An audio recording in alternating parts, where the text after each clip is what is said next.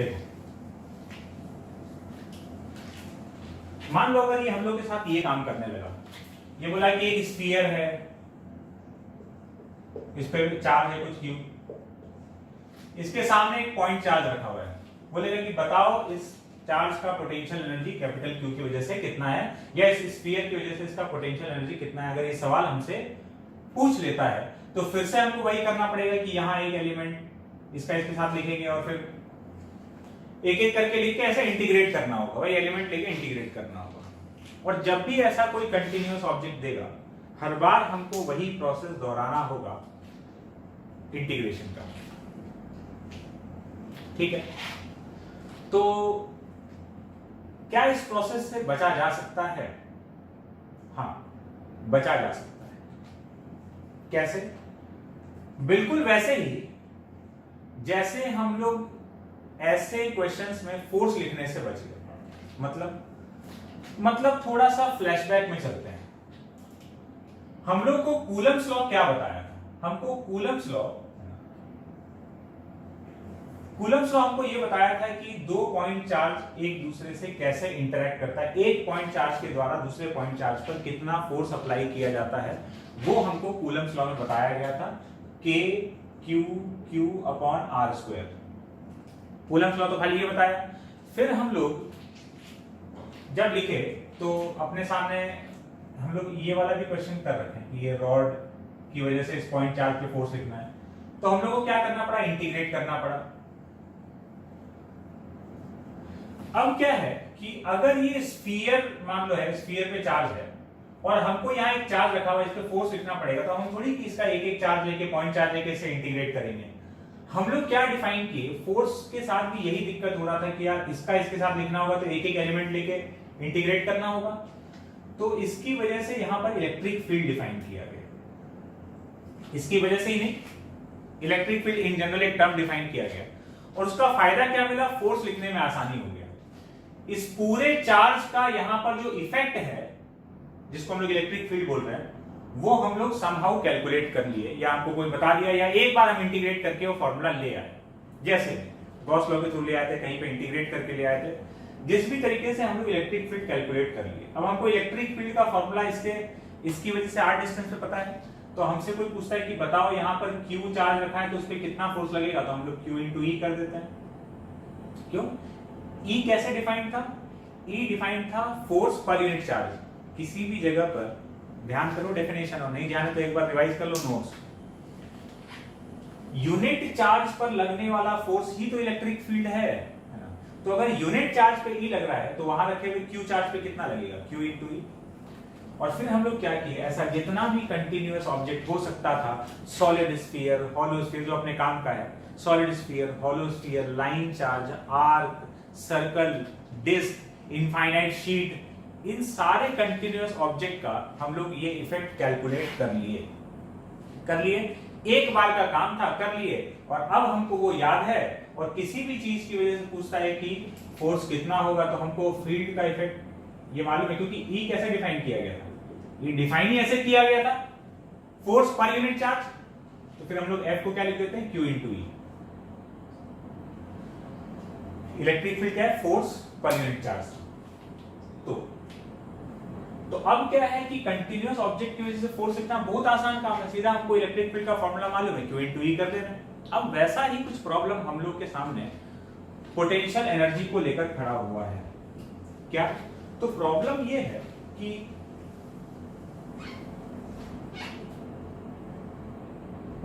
दो point charges का pair, तो हम लोग पोटेंशियल एनर्जी लिख दे रहे हैं। अब ये कंटिन्यूअस ऑब्जेक्ट है, थोड़ी देर बाद रिंग दे देगा, इस पे चार्ज फैला है, बताओ यहाँ ये चार्ज है, इसका पोटेंशियल एनर्जी इसकी वजह से क्या है? कुछ भी, एक वायर दे दी है, इसकी वजह से इसका पोटेंशियल एनर्जी क्या है?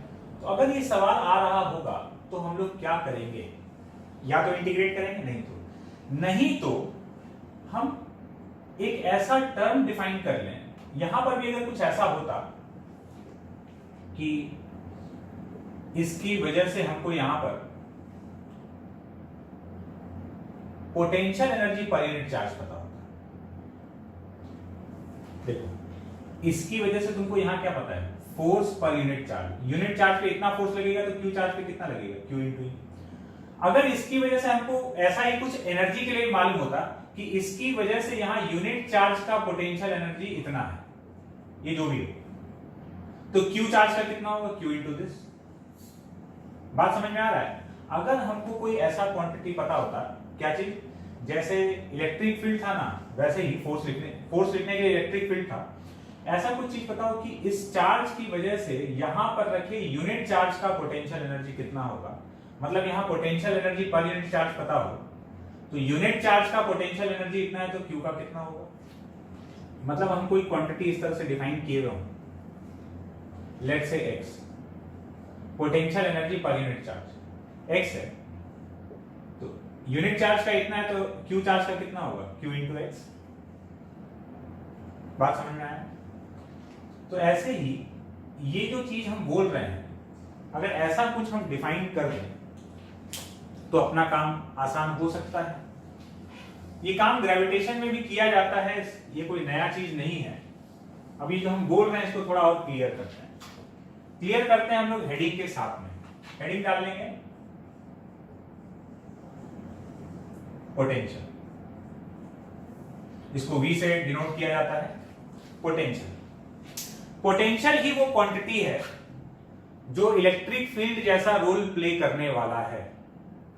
जैसे Q इंटू E करते ही फोर्स आ जाता है, वैसे ही Q इंटू ये V करते ही क्या आ जाने वाला है, जैसे ये फोर्स आ जा रहा था, ये क्या आ जाने वाला है, पोटेंशियल एनर्जी, क्योंकि V को डिफाइन ही ऐसे किया जाएगा। तो पहली बात ये समझ में आया कि पोटेंशियल है क्या। पोटेंशियल ऐसा चीज हम लोग अपने जरूरत के हिसाब से डिजाइन किए हैं कि अब हमको पोटेंशियल एनर्जी लिखने में आसानी हो जाए। बार बार कंटिन्यूअस चार्ज के सामने एक पॉइंट चार्ज रखेगा तो बार बार वो इंटीग्रेशन ना करना पड़ेगा, उससे बचने का तरीका है पोटेंशियल। मतलब इन शॉर्ट ये समझ सकते हो कि जैसे इलेक्ट्रिक फील्ड का नॉलेज तुम्हारा फोर्स का कैलकुलेशन आसान कर दिया, वैसे ही पोटेंशियल का नॉलेज तुम्हारे पोटेंशियल एनर्जी के कैलकुलेशन को आसान कर देगा। Q इंटू E करते ही फोर्स आ जाता है, Q इंटू V करते ही पोटेंशियल आ जाया करेगा। तो पहले हम लोग पोटेंशियल का डेफिनेशन लिख लेते हैं कि किस तरीके से डिफाइंड है। लिखते हैं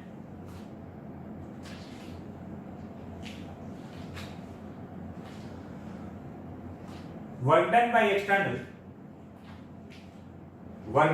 by external to bring a unit positive point charge, work done by external to bring a unit positive point charge from infinity to a point,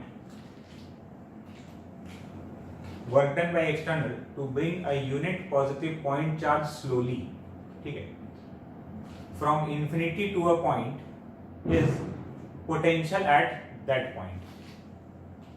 और ये डेफिनेशन इसी हिसाब से दिया गया है कि अपना काम हो जाए। क्या है डेफिनेशन, फिर से बोल रहे हैं, work done by external to bring a unit positive point charge, है ना, यूनिट मतलब 1 coulomb, unit charge, unit positive point charge from infinity to a point slowly is called potential at that point. मतलब एक unit positive charge को infinity से किसी point तक लाकर रखने में जो वर्क किया गया है एक्सटर्नल के द्वारा, कैसे लाने में, स्लोली। एक यूनिट पॉजिटिव चार्ज को स्लोली इंफिनिटी से किसी पॉइंट तक लाकर रखने में जो एक्सटर्नल का वर्क हुआ है, वही उस पॉइंट का पोटेंशियल डिफाइंड है। और ये पोटेंशियल इतनी चालाकी से डिफाइन किया गया, जो डेफिनेशन दिया गया है, तुमको लग रहा होगा ये क्या चीज है। ये डेफिनेशन इस तरीके से दिया गया है कि जो चीज हम चाहते हैं वो अपना पर्पस सर्व हो जाएगा। कैसे? ऐसे। देखो बात समझना, अपना काम कैसे होने वाला है। देखो ये कोई पॉइंट है, Q चार्ज को इंफिनिटी से यहां लाकर रख दिया गया, ठीक है, इंफिनिटी से यहां लाकर रख दिया गया। कैसे? स्लोली इस पॉइंट पर work done by external in this process is W external। Suppose इस प्रोसेस में एक्सटर्नल के द्वारा वर्क हुआ W एक्सटर्नल, तो हम अप्लाई कर रहे हैं वर्क एनर्जी थ्योरम। इस पॉइंट चार्ज पर हम वर्क एनर्जी थ्योरम लगा रहे हैं वहां से यहां तक। तो कौन कौन इस पे वर्क कर रहा होगा? एक तो एक्सटर्नल और अच्छा, पहली बात तो इसको यहां से यहां तक ला करके रखने में एक्सटर्नल को वर्क क्यों करना पड़ा? क्योंकि आसपास सराउंडिंग में और चार्जेस का इलेक्ट्रिक फील्ड होगा जो इस पर फोर्स लगा रहा होगा। फोर्स लगा रहा होगा तो क्योंकि हमको स्लोली लाके रखना है तो एक्सटर्नल को भी कुछ फोर्स लगा के इसको बिल्कुल धीरे धीरे खिसकाते हुए लाके रखना है, नहीं तो ये चार्ज भागने लगेगा।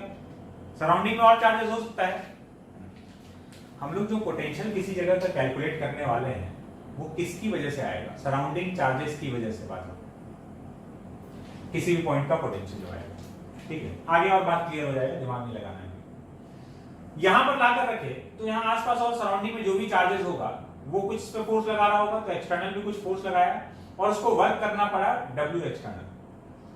तो वर्क एनर्जी थ्योरम लगाए, work done by all the forces equal to change in kinetic energy. तो इस चार्ज पर कौन कौन वर्क कर रहा होगा? इस चार्ज पर वर्क कर रहा है एक तो इलेक्ट्रिक फील्ड, जो भी सराउंडिंग चार्जेस है उनका electric field, plus work done by external is equal to change in kinetic energy. Change in kinetic energy 0, क्योंकि इस चार्ज को कैसे लाया जा रहा है? स्लोली। स्लोली अगर लाया जा रहा है इसका मतलब कोई स्पीड गेन नहीं किया है चार्ज, और स्पीड गेन नहीं किया है तो काइनेटिक एनर्जी नहीं आया है।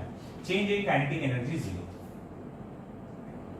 तो work done by external is negative of work done by electrostatic force, electric field. This is negative work done by electrostatic force, और minus of work done by electrostatic force तो delta U के बराबर होगा। Delta U is equal to minus of WC, negative of work done by conservative force. ये conservative force है तो negative of work done by conservative force is delta U. Negative of work done by conservative force is delta U. तो ये आ गया work done by external. क्या आया? Work done by external अब तुम्हारा डेल्टा यू के बराबर आ गया। अच्छा, डेल्टा यू में क्या है? You final minus you initial. You final मतलब यहां जब ये चार्ज है तो ये फाइनल पोजीशन है, सपोज यू फाइनल, तो यू के बराबर, और इनिशियली यहां चार्ज था तो इनिशियल पोटेंशियल एनर्जी क्या होगा? 0, क्योंकि कोई चार्ज अगर इनफाइनाइट सेपरेशन पर है तो उसका पोटेंशियल एनर्जी बाकी की वजह से 0, कोई इंटरेक्शन ही नहीं है। तो यू फाइनल तो उस जगह का पोटेंशियल एनर्जी जिसको हम यू मान लिए, और इनिशियल क्या है? 0। तो वर्क डन बाय एक्सटर्नल इस केस में किसके बराबर हो गया? यू के बराबर। ये यू और ये हो गया 0। बात क्लियर है? तो इंफिनिटी से इस क्यू चार्ज को यहां तक लाकर रखने में जो एक्सटर्नल का वर्क हुआ है वो एक्चुअली में इसके पोटेंशियल एनर्जी के बराबर है। इसका पोटेंशियल एनर्जी किसकी वजह से? सराउंडिंग चार्जेस की वजह से, जो भी सराउंडिंग में चार्जेस मौजूद होगा उसकी वजह से। तो इंफिनिटी से उस चार्ज को उस पॉइंट तक लाकर रखने में जो एक्सटर्नल का वर्क हुआ है वो एक्सटर्नल का वर्क एक्चुअली में पोटेंशियल एनर्जी के बराबर है ना। अब डेफिनेशन क्या था? Work done by external to bring a unit positive point charge slowly from infinity to a point। तो यूनिट चार्ज को इंफिनिटी से लाकर रखने में, तो अगर Q चार्ज को लाकर रखने में W वर्क हुआ है तो यूनिट चार्ज को लाकर रखने में कितना वर्क हुआ होगा? W by Q, मतलब U by Q। ये Q चार्ज को लाकर रखने में वर्क था तो यूनिट चार्ज को लाकर रखने में इतना वर्क हुआ होगा, और इसी को क्या बोला जा रहा है? इसको बोला जा रहा है पोटेंशियल। यूनिट चार्ज को लाकर रखने में जितना वर्क हुआ वही है पोटेंशियल किसका? उस पॉइंट का। किसी और पॉइंट पर ले जाकर रखते तो कुछ और वर्क करना होता, तो उस जगह का पोटेंशियल कुछ और होता। जैसे हर जगह का इलेक्ट्रिक फील्ड एक अलग अलग वैल्यू हो सकता है, वैसे हर जगह का पोटेंशियल एक अलग अलग वैल्यू हो सकता है। नाउ U बाई Q, अब देख रहे हो ये डेफिनेशन इस तरह से दिया गया है कि potential energy per unit charge ही V दिख रहा है। तो ये आ गया तुम्हारा पोटेंशियल, इसी को हम लोग पोटेंशियल बोल रहे हैं।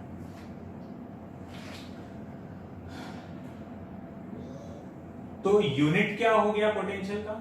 यूनिट हो जाएगा एनर्जी बाय चार्ज लिख रहा है तो एक तो जूल पर कूलम बोला जा सकता है या फिर इसको वोल्ट भी लिखा जाता है, और एक्चुअली में वोल्ट ही पॉपुलर यूनिट है। 1 joule per coulomb is equals to 1 volt. 1 joule per coulomb is equals to 1 volt. तो ये हो गया इसका पोटेंशियल। अब अगर पोटेंशियल इस तरह से है तो अब हमको U को अगर लिखना है तो क्या हम Q इंटू V लिख सकते हैं? मतलब अगर किसी जगह का पोटेंशियल पता है, वहां Q चार्ज रखा है, तो पोटेंशियल एनर्जी कितना हो जाएगा? Q into V। ये बिल्कुल फोर्स को Q इंटू E लिखने जैसा काम हो गया। जैसा हम लोग सोच रहे थे कि अगर ऐसा कुछ होता, उसी जगह हम लोग पहुंच चुके हैं। एक बात और कि ये जो क्वांटिटी है ये स्केलर है, क्यों? ये potential energy per unit charge है, एनर्जी खुद ही स्केलर है, तो ये भी स्केलर क्वांटिटी है। तो ये हो गया स्केलर। ठीक है, अब पोटेंशियल तो इस तरह से डिफाइंड है। पोटेंशियल का थोड़ा फील समझो कि पोटेंशियल है क्या। तुमको अगर हम बोलते हैं कि भाई इस जगह का पोटेंशियल 5 वोल्ट है, मतलब इस जगह का पोटेंशियल 5 जूल पर कूलम है, इसके कई मायने हैं। क्या है? पहली बात तो ये पोटेंशियल किसकी वजह से है? सराउंडिंग में जो भी चार्जेस है उसकी वजह से। मतलब यहां पर अगर 1 कूलम चार्ज रखा हुआ है तो उसका पोटेंशियल एनर्जी कितना होगा? 5 जूल। किसी पोटेंशियल है क्या चीज? Potential energy per unit charge. Unit charge का वहां पर पोटेंशियल एनर्जी उतना होता है। तो हम हर जगह का पोटेंशियल अगर मालूम है तो वहां रखे हुए यूनिट चार्ज का पोटेंशियल एनर्जी पता है। तो यहां पर अगर 1 कूलम चार्ज रखा हुआ है तो वो उसका पोटेंशियल एनर्जी 5 जूल के बराबर होगा। ये 5 वोल्ट पोटेंशियल का मतलब होगा। तो कोई बोले कि 2 कूलम चार्ज का कितना होगा? तो भाई अगर एक का 5 जूल है तो 2 कूलम का 10 जूल हो जाएगा।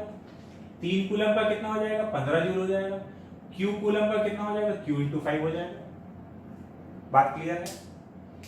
तो जब भी किसी पॉइंट का पोटेंशियल पता है तुमको, मतलब वहां अगर एक हम पोटेंशियल का मतलब जब भी तुमसे कोई बोला जाएगा ना पोटेंशियल बार बार होगा, तो पोटेंशियल का मतलब समझो क्या है ना। हम दो बात समझाने वाला है, एकदम उसको दिमाग में बिठा लेना एकदम, है ना। जब भी तुमको कोई बोलता है कि यहाँ का पोटेंशियल 10 वोल्ट, हम तुमको बोलते देखो यहाँ का पोटेंशियल 10 वोल्ट है, तो 10 वोल्ट है, तुम समझ गए। अच्छा, अगर हम यहाँ 1 कूलम चार्ज रखते हैं तो उस 1 कूलम चार्ज का पोटेंशियल एनर्जी 10 जूल के बराबर होगा। फिर हम पूछेंगे किसकी वजह से, तो तुम बोलोगे सर जिसकी वजह से यहाँ का पोटेंशियल 10 वोल्ट है। किसकी वजह से? सराउंडिंग में कुछ चार्जेस होगा, हमको नहीं पता कैसे। हमको तो बस ये बोल दिया गया कि यहाँ का पोटेंशियल 10 वोल्ट है, तो आसपास कुछ चार्जेस है, कुछ इलेक्ट्रिक फील्ड है, जिसकी वजह से यहाँ का पोटेंशियल 10 वोल्ट है, मतलब 10 जूल पर कूलम है। मतलब यहाँ 1 कूलम चार्ज रखने पर उसका पोटेंशियल एनर्जी 10 जूल के बराबर होगा। तो अगर हम 3 कूलम चार्ज रख देंगे तो उसका पोटेंशियल एनर्जी 3 इंटू 10 30 जूल के बराबर हो जाएगा। दूसरा, इसको एक इंटरप्रिटेशन तो ये, एक बात तो ये समझ, पोटेंशियल क्या है? Potential energy per unit charge. दूसरा बात ये है कि जो डेफिनेशन बोलता है कि अगर यहां का पोटेंशियल 5 वोल्ट है, इसका मतलब 1 कूलम चार्ज को इंफिनिटी से लाकर यहां तक रखने में हमको कितना मेहनत करना पड़ा है? 5 जूल। हमको मतलब एक्सटर्नल को, ठीक है, एक्सटर्नल को बोल लो, हमको बोल लो, तुमको बोल लो, जो भी इसको लाके रखो। तो जब भी तुमको बोला जा रहा है कि कोई बोले कि देखो यहाँ का पोटेंशियल ना 7 वोल्ट है, मतलब 7 जूल पर कूलम है, तो इसका दूसरा अर्थ जो हम लोग अभी निकाल रहे थे वो ये था कि 1 कूलम चार्ज को इंफिनिटी से लाकर अगर किसी को यहाँ रखना है, कोई यहाँ 1 कूलम चार्ज को रखना चाहता है, तो उसको इंफिनिटी से 1 कूलम चार्ज लाकर रखने में कितना एफर्ट करना पड़ेगा? 7 जूल का एफर्ट करना पड़ेगा। तो कोई बोले कि अगर हम 2 कूलम इंफिनिटी से लाकर यहाँ रखें तो कितना वर्क करना पड़ेगा? 1 कूलम के लिए 7 जूल करना पड़ता है, तो 2 कूलम के लिए 14 जूल करना पड़ेगा, 3 कूलम के लिए 21 जूल करना पड़ेगा। तो ये दोनों बात समझ में आ रहा है कि एक तो ये यहां रखे हुए 1 कूलम चार्ज का पोटेंशियल एनर्जी बोल सकते हो, या फिर 1 कूलम चार्ज को इंफिनिटी से यहां तक, या तो इसको एनर्जी के टर्म्स में बात कर सकते हो या वर्क के टर्म्स में बात कर सकते हो। या तो एक कूलम चार्ज का potential energy per unit charge बोल सकते हो या वर्क डन पर यूनिट चार्ज बोल सकते हो। मतलब एक कूलम चार्ज का पोटेंशियल एनर्जी बोल सकते हैं या फिर एक कूलम चार्ज को इन्फिनिटी से लाकर यहाँ रखने में कितना वर्क हुआ है, कितना मेहनत लगा है, किसका, एक्सटर्नल का, वो इस पॉइंट का पोटेंशियल है। पोटेंशियल का मतलब भी समझ में आ रहा है। Potential day to day life में जो हम लोग पोटेंशियल वर्ड, पोटेंशियल मतलब कैपेबिलिटी, उससे रिलेटेड होता है। किसी पॉइंट का पोटेंशियल 5 और किसी पॉइंट का 7 है, तो 7 वाले के पास ज्यादा ताकत है। कैसे? एक कूलम चार्ज को अगर हम 5 वोल्ट वाले पे लाकर रखेंगे तो हमको 5 जूल मेहनत करना पड़ेगा, और 7 वोल्ट वाले पे लाकर रखेंगे तो 7 जूल वर्क करना पड़ेगा। तो ज्यादा ताकत कौन रख रहा है? 7 वोल्ट वाला। बात समझ में आ रहा है?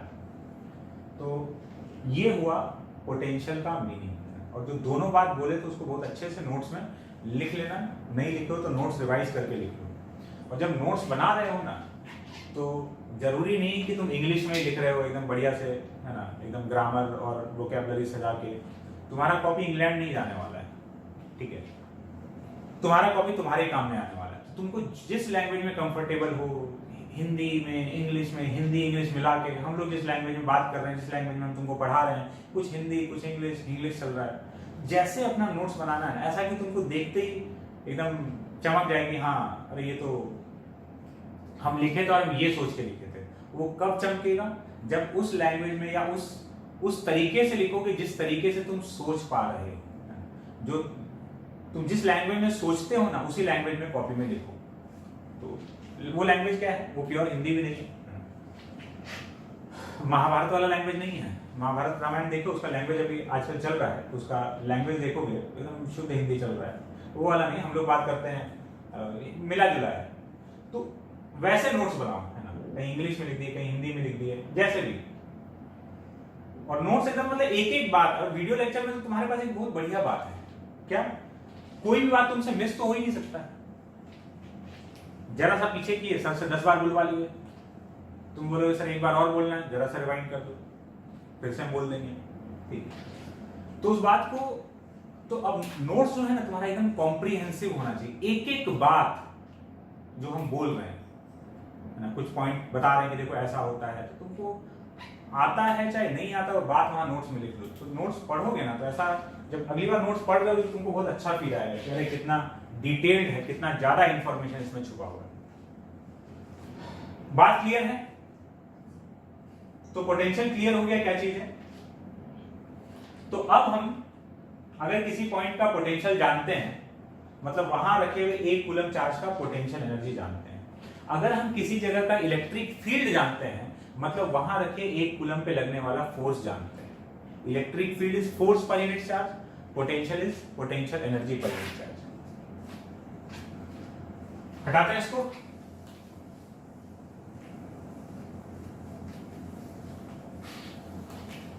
तो अब हम लोग जब पोटेंशियल जान चुके हैं, तो जैसे हम लोग को जब इलेक्ट्रिक फील्ड पता लगा तो फिर हम लोग अलग अलग सिस्टम के इलेक्ट्रिक फील्ड को कैलकुलेट कर लिए और उसको फॉर्मूला की तरह याद कर लिए। तो अब हम लोग पोटेंशियल में भी ऐसा ही कुछ करने वाले हैं। अलग अलग सिस्टम का पोटेंशियल हम लोग निकाल लेंगे और उसमें से जो याद रखने वाला चीज होगा, हम बताते जाएंगे क्या याद रखना है, उसको हम लोग याद रख लेंगे, है ना, एज ए फॉर्मूला, ताकि आगे जब भी यूज हो हम लोग उसको यूज कर पाए। तो सबसे पहला चीज क्या होगा जिसका पोटेंशियल हमको पता होना चाहिए? Point charge.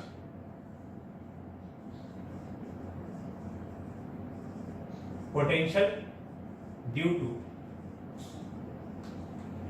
अ पॉइंट चार्ज।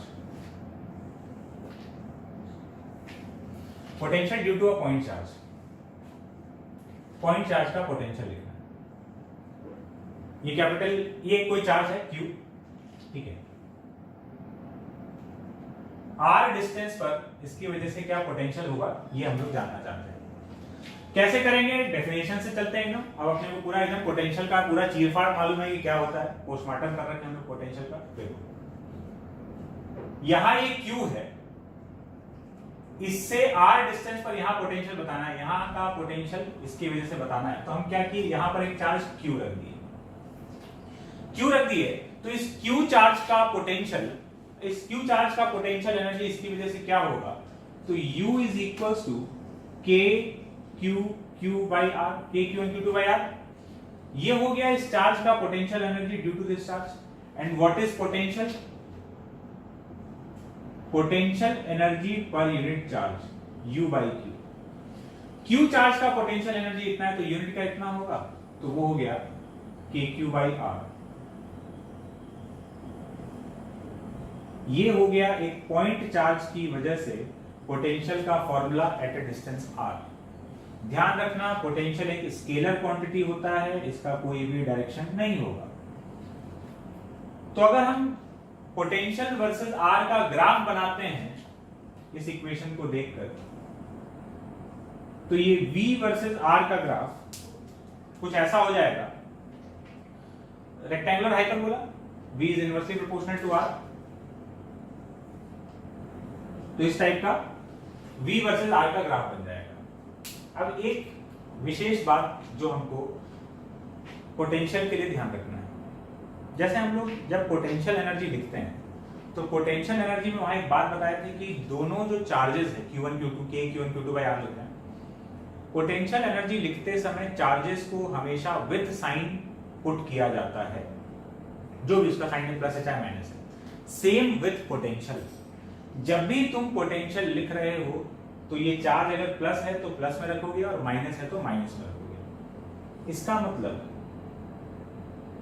ये जो पोटेंशियल है, पॉजिटिव चार्ज के लिए पॉजिटिव पोटेंशियल रहेगा किसी पॉइंट का, और नेगेटिव चार्ज का नेगेटिव पोटेंशियल रहेगा। ये बात क्लियर है? इंपॉर्टेंट बात ये नहीं है, इंपॉर्टेंट बात अब आ रहा है। यहां तक का बात क्लियर हुआ ना कि हमको जो चार्ज है इस चार्ज को विद साइन रखना है, विद साइन रख दी। अब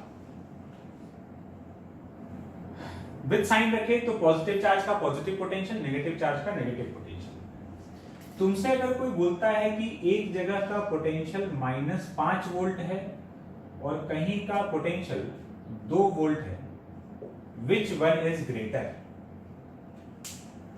तो 2 volt is greater than -5 volt. क्यों?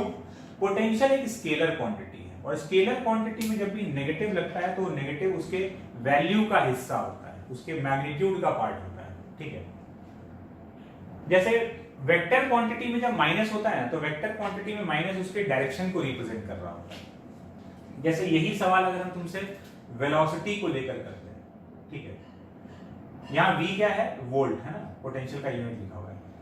तो -5 और 2 में से कौन सा पोटेंशियल ज्यादा है? 2।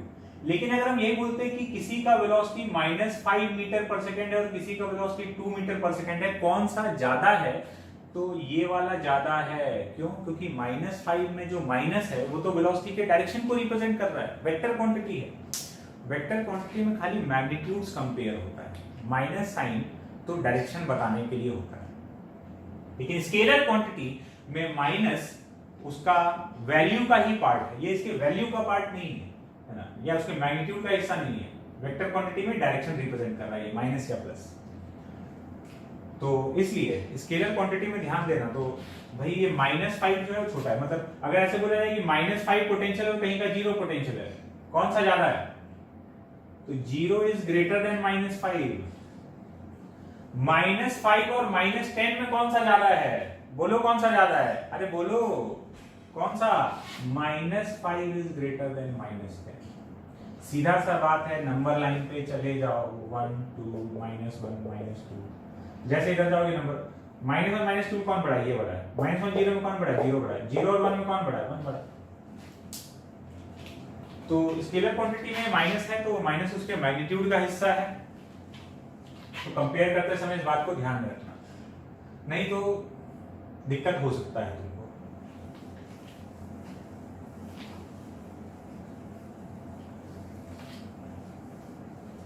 तो ये आ गया अपने पास एक पॉइंट चार्ज के पोटेंशियल का फॉर्मूला। चलते हैं आगे।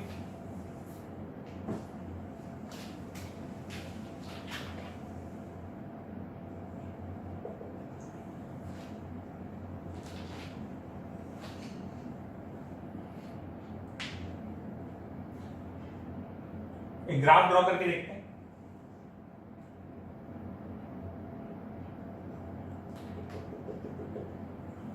या उसके पहले एक क्वेश्चन, सपोज यहां पर एक चार्ज है Q और यहां पर एक चार्ज है -4Q।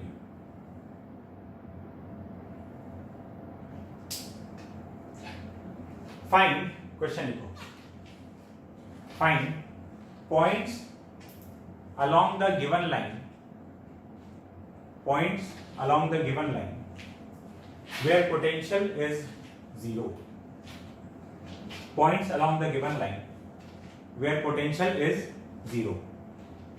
सॉल्व करते हैं।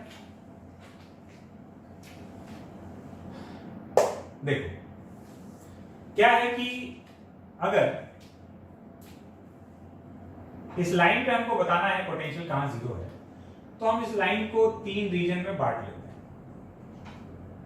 1 2 3, 3 पार्ट में बटा हुआ है ये। अब जैसे यहां पर इस पॉइंट पर पोटेंशियल का डायरेक्शन इसकी वजह से क्या होगा, किधर है, इसकी वजह से यहां पोटेंशियल लेफ्ट में है कि राइट में है? कितने लोग बोल रहे हैं लेफ्ट में है, राइट में? हाथ खड़ा करो। अबे मूर्खों, पोटेंशियल स्केलर क्वांटिटी है, हम तो जाल बिछाए, तुम फंस रहे हो आगे। और जितने भी लोग सोचे थे, तुम मन में सोचे, तुम्ही को पता है, तुम डायरेक्शन बता रहे थे, है ना? कुछ लोग लेफ्ट बता दिए होंगे, राइट बता दिए होंगे। पोटेंशियल क्या है, स्केलर क्वांटिटी है, ध्यान रखना है। तो सीधा सा बात है, पॉजिटिव चार्ज की वजह से किसी भी जगह का पोटेंशियल पॉजिटिव है और नेगेटिव चार्ज की वजह से किसी भी जगह का पोटेंशियल नेगेटिव है। तो बात क्लियर है, पॉजिटिव चार्ज की वजह से किसी भी पॉइंट का पोटेंशियल पॉजिटिव है और नेगेटिव चार्ज की वजह से किसी भी पॉइंट का पोटेंशियल नेगेटिव है।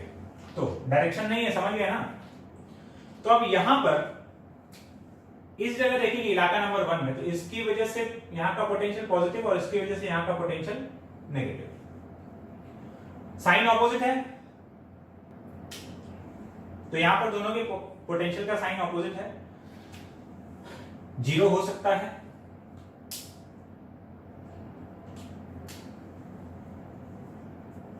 देखते हैं।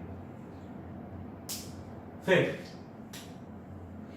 यहां 0 होने का संभावना है, यहां देखोगे यहां पर भी इसकी वजह से नेगेटिव और इसकी वजह से पॉजिटिव पोटेंशियल, तो यहां पर भी 0, साइन ऑपोजिट है, लेकिन क्या है ना कि यहां का कोई भी पॉइंट पोटेंशियल 0 कब होगा, जब साइन तो ऑपोजिट है लेकिन वैल्यू बराबर हो जाना चाहिए।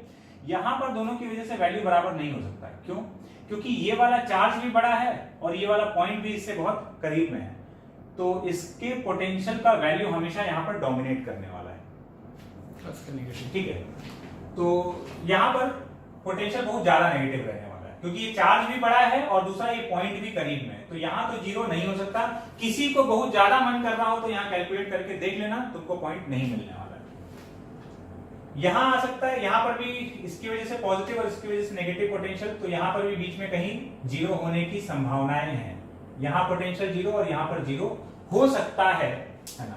Let's check. तो पहले इस पॉइंट के लिए इसको 1 बोल देते हैं, इसको 2 बोल देते हैं। तो पॉइंट 1 के लिए देखिए अब क्या करना है, दोनों का पोटेंशियल ऐड करके 0 कर दो। इसकी वजह से यहां का पोटेंशियल KQ/x प्लस, अच्छा ये गैप दिया हुआ है D, ये गैप D है, इसकी वजह से यहां का K -4Q/D+x = 0। KQ से KQ चल बसा, D+x = 4x, x = D/3। एक पॉइंट तो मिल गया। दूसरा यहां देखा जाए तो इसकी वजह से पोटेंशियल KQ/y प्लस इसकी वजह से यहां का पोटेंशियल, नेट पोटेंशियल ऐड करके 0 कर दे रहे हैं, K -4Q/D-y = 0। KQ साफ D - y = 4y, y = D/5। तो ये 2 पॉइंट्स आ गया, एक इधर एक इधर, और इधर नहीं मिलेगा, चाहो तो कैलकुलेट करके देख लेना। इन सारे पॉइंट्स पर पोटेंशियल का वैल्यू 0 है। बात क्लियर है?